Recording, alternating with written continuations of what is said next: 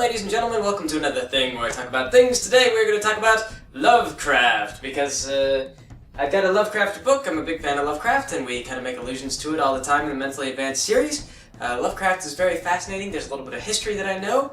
We're not going to go a whole lot in depth. I'm going to talk more about the mythos and the inspiration for a lot of things, actually, what we've done with it.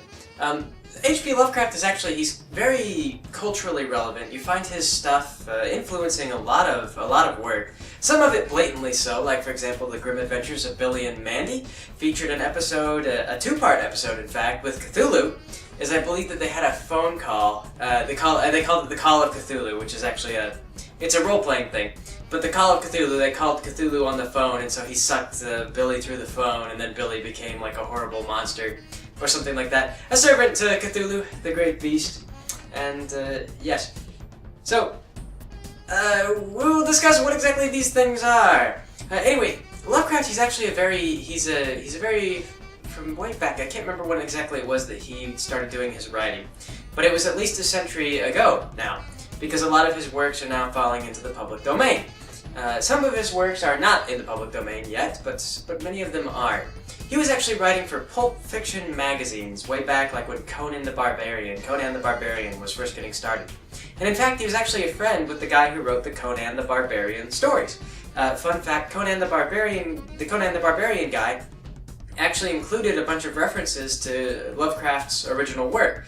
And Lovecraft actually referenced back. I believe that Yith, the serpent god, the lizard god, was actually based on something that Conan the Barbarian came up with, and it wasn't, which is why it's kind of like a little bit less otherworldly. Like a lizard, a serpent god is not very otherworldly compared to what Lovecraft usually wrote about. But they did that, they went back and forth.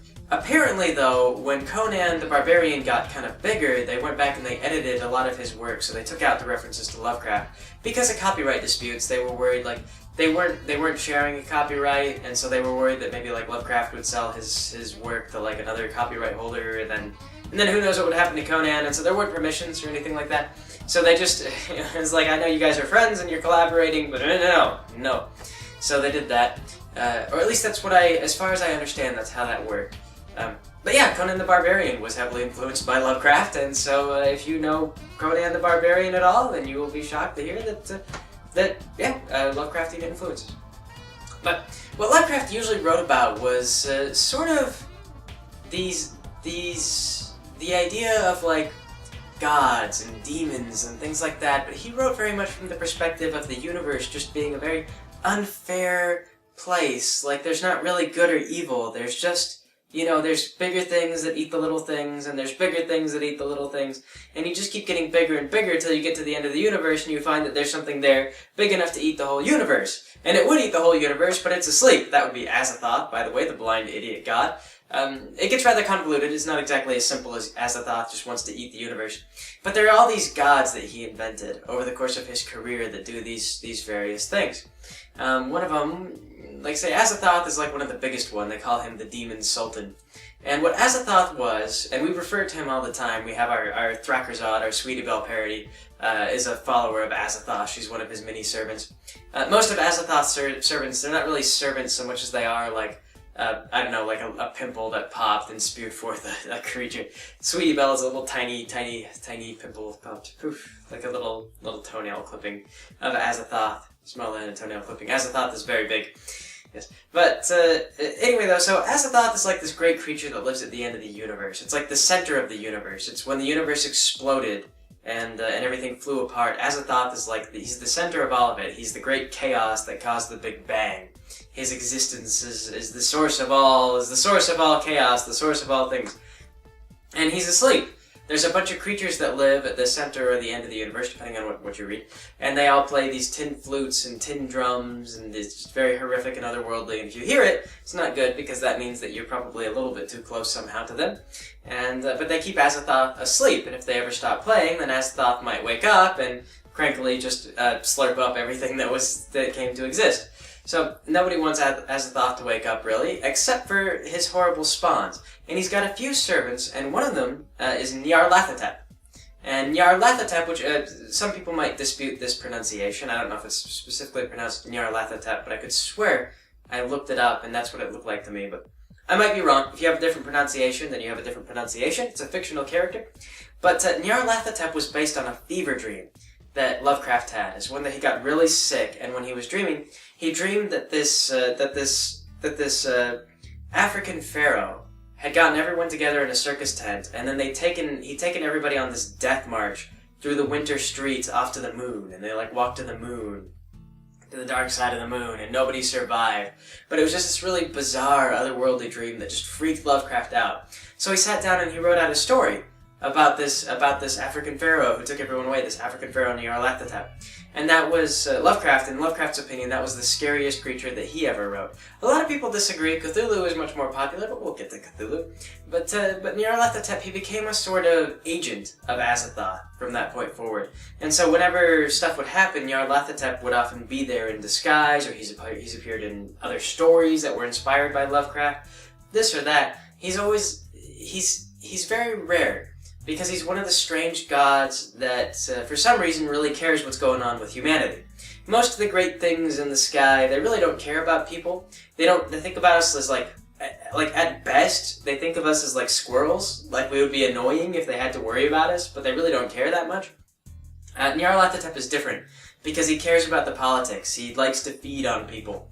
They never really explain what Nyarlathotep does, but that's part of what's supposed to be scary. Much of Lovecraft works that way, is they never explain what exactly things are, and that's why people like to use his work in so many of their own works, because you never know what they are.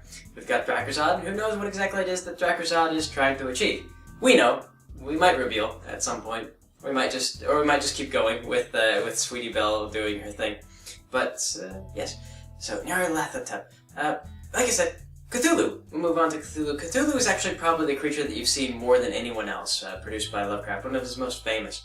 And this is kind of interesting because Cthulhu is not really one of the more prominent creatures. He appeared in some of the more popular stories. Like if you've seen Dark Corners of the Earth, that's based on a Lovecraft story called what is it? The something of Inquin... No, not Inquinoc. The Port of Innsmouth. That's right. The Port of Innsmouth is a story about this guy who goes to a little port town, and it turns out that the port town is inhabited by a bunch of people who have been mating with demons for a while. And so, the townsfolk are all, half-bred demons. And they're trying to hide it. They've got themselves boarded up, and some of them are still human. But they're all kind of in cahoots with these demons, because the demons show up and they give them gold, and they say, yeah, here's your gold, and then we get to bang you, right? And they say, oh, okay, yeah. And the menfolk were okay with this because it didn't lead to any horrible demons, and the ladyfolk, I think the ladyfolk got the worst end of the deal, but they got a lot of gold, so the town thought that was a really great source of tax revenue. They were able to expand the roadways and stuff like that. They have a really efficient road and sewer system, and the public education is just top notch. So they really couldn't turn it down. I mean, they just took a hit for the team. It was really terrible, but a good call for the Port of Innsmouth in terms of just providing infrastructure. And so yes, that's the Port of Innsmouth. But what those were deep ones, actually, that were mating with the people. And the deep ones, I think, were servants of Cthulhu. So that was one of the more popular stories, and I think why a lot more people know about Cthulhu. The story where Cthulhu actually appeared is a little bit less impressive. It's kind of neat because they find the lair of Cthulhu, which is called R'lyeh. And R'lyeh is buried deep, deep under the sea, in a trench somewhere, someplace we could never go or check out, because otherwise it wouldn't be scary. If it was just like, oh yeah, it's right off the coast of California, then nobody would think that was very scary. But in a deep, deep trench, it rose from the sea one day, and some fishermen stumbled into it, and when they checked it out, and they woke up Cthulhu, or maybe something similar to Cthulhu, they really don't specify, and Cthulhu comes out, and they run him over with a boat, and then Cthulhu goes, forget it, and he just goes back into R'lyeh, and it sinks back into the sea. He's like, I'm going back to bed. That's not worth it. It's too dumb. So, that's the story of Cthulhu, the actual story that Cthulhu comes from.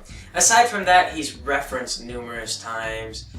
Lovecraft talks about the Necronomicon and stuff like that, which of course you guys heard the Necronomicon. Lovecraft referenced the Necronomicon all the time. So if the Evil Dead had elements from Lovecraft. Yes, but the Necronomicon, I believe that there's a poem about Cthulhu, and it's like something like even in ancient times, even death may die, something or other. I don't know it by memory, but it's kind of a funny, kind of a surreal poem.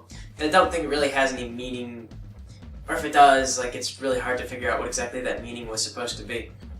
But that is Cthulhu. There's a bunch of other creatures, though, that are sort of lesser known but very interesting. The King in Yellow is one that a lot of people really like, because the King in Yellow is based on a poem called The Mask of Red Death.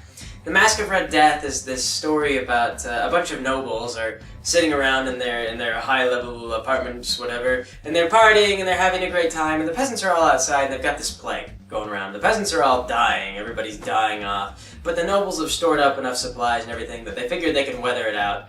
And they're doing great, so they're happy, having a great time, and it's a masquerade, and so everybody's having a good time, they're dancing around, and so they say, okay, it's time to take off your masks, and one of the guys, he's got like this red mask on. It's like sort of it's like a reddened, you know, flesh toned mask. I think it's like yellowed, maybe in description, maybe not. I don't remember the exact poem, but they say, okay, time to take your mask off, and the guy in the mask can't take his mask off, and they say, oh god, no mask, and they realize he had the plague, so he got into their apartments with his plague. And he gave it to everybody, so they all died, all the nobles died, because they all got together in one place. So, Lovecraft based this creature, the King in Yellow, his name is Hastur, on this, the Red Mask of Death. And Hastur is like this creature. He walks around in tattered yellow robes, and he wears a mask, or possibly it could maybe not be a mask, they never really say.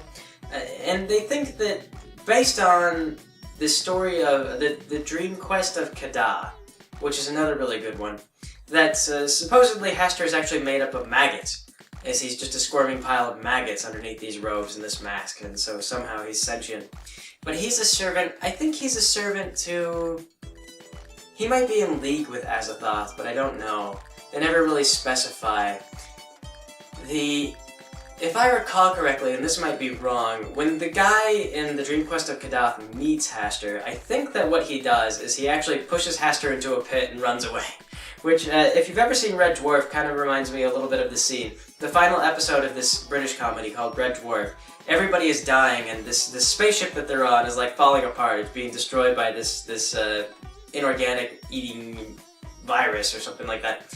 And so one of the characters, Rimmer, he's like running around with a cure to the virus, and the place is on fire and everything's dying and everyone else is evacuated. He's just like, oh god, oh god. And so Death walks up to him with the sickle and everything, and Rimmer just stops. And then he kicks Death, he kicks Death in the crotch and he runs off. So I think of it like that. That meeting went the way I recall it. It's basically the same thing. It was like Rimmer kicking Death in the crotch and then running away. Not really something that Hastur or Death or Rimmer or anyone expected to do. It just came naturally. So, yes. Then he goes off to meet other horrible things. The Dream Quest of Unknown Kadath is actually one of the better ways, if you want to really look at Lovecraft and see if you can find it. Track that one down, The Dream Quest of Unknown Kadath. That's one where they talk about a whole bunch of just mythological creatures. They go to the underworld, they talk about Nodens, they talk about Nyarlathotep, they talk about the old gods, and most of it's in the dreaming world.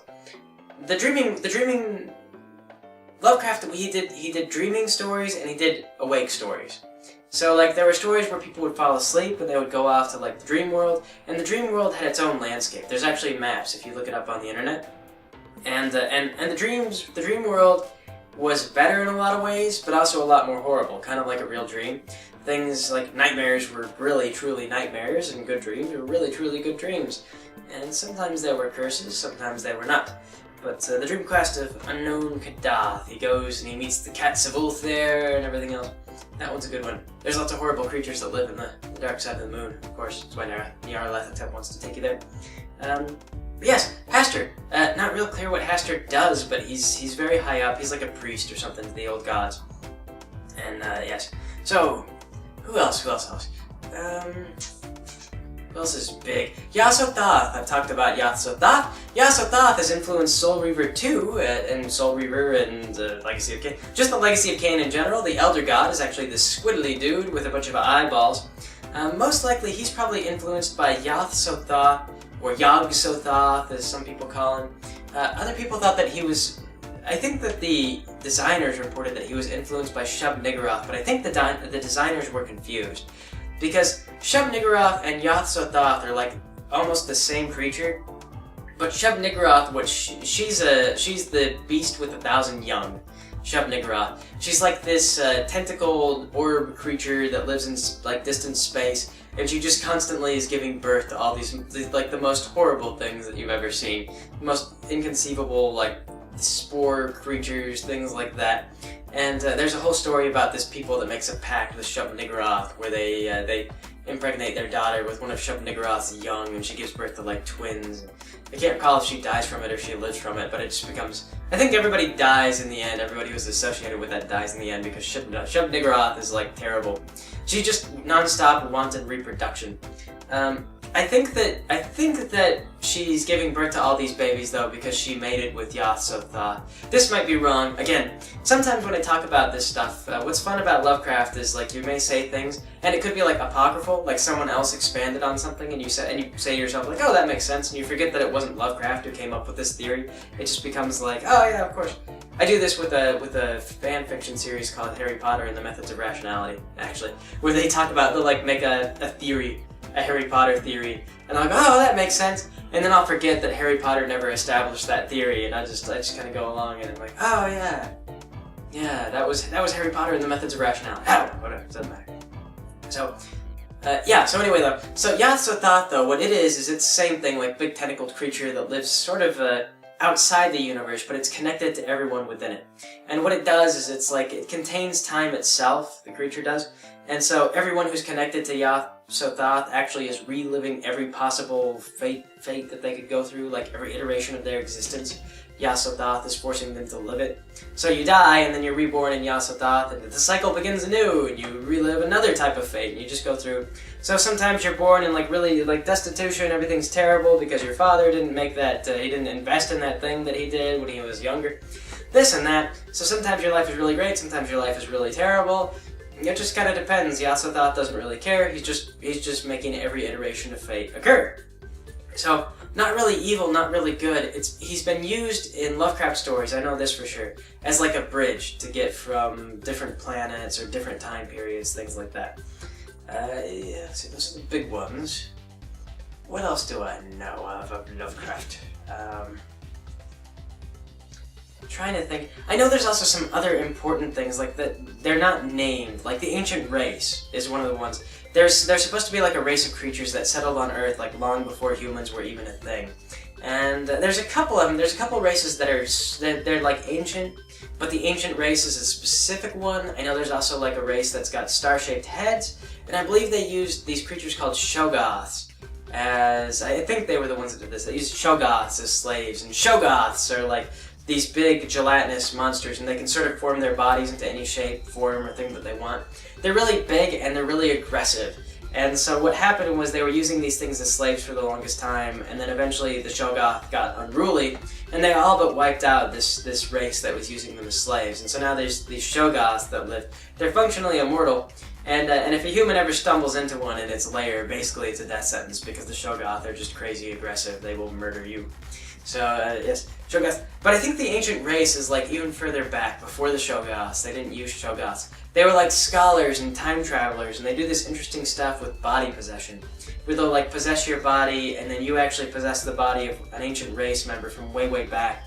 And so you live as an ancient race member for like however many years, because they have very, very long lifespans. And then when they're done with you, once they've lived your life for a while and they've done all this stuff and they've kind of seen, like, so this is how this guy lived his life. They've got a chronicle of your history because someone actually lived through it. They go back and they write out like a chronicle of your life as they lived it for you, and then they send your mind and body back to where it was, and you remember everything that this star creature did, and you forget that you were a star creature for a while. So kind of bizarre.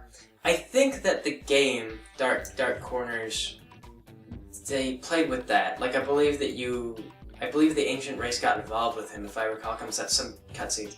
I never played the game, I watched friends play it, so that's how I'm just kind of like saying, like, I believe that Dark Corners did this. But the ancient race was funny, because they also lived, their towers that they lived in connected deep into the earth, and at the bottom of the towers there were just cellar doors. And they were locked, of course, but below the cellar doors were the great horrible things that would one day rise up and kill off their race. And they knew this. They knew this was going to happen. They'd seen it because they could time travel, and they're like, yep, that's about when we're going to die. And they tried to figure out every conceivable way to stop it from happening, but it really was just sort of like, yep, they're going to wake up at that time, and yes, we will die. There is no stopping it. They are much more powerful than we are, and that'll be it. So that's why they were doing all their chronicling. They were trying to figure out, like, here, we'll get everything chronicled, and we'll do all this, we'll have our history all laid out, and then we'll die, and maybe someday, like, people will have this history available to them. So much a shame for our own race.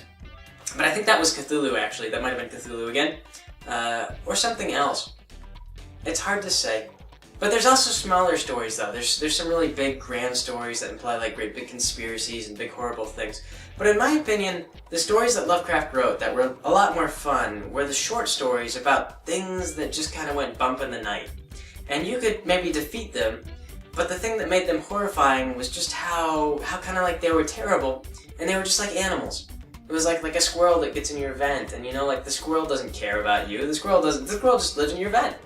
And so, like, one good example of a story that I really liked was Pickman's Model.